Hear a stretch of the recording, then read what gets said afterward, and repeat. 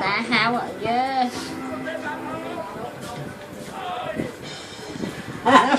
nó bông sạc mà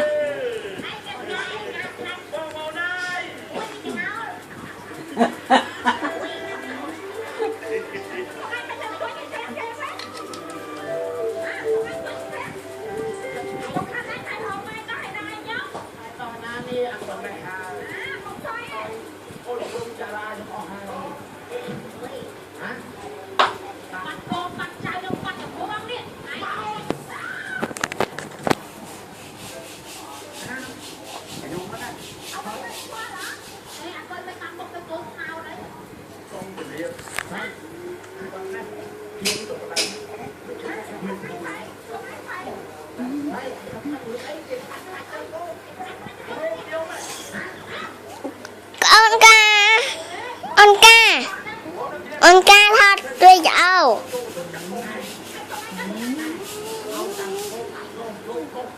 con ca bằng khui thôi nè chị thế nè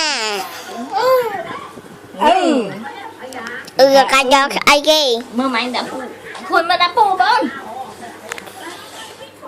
mà bật lưng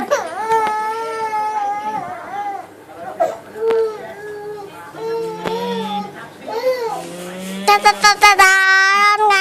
ta ta ta dạy ca dạ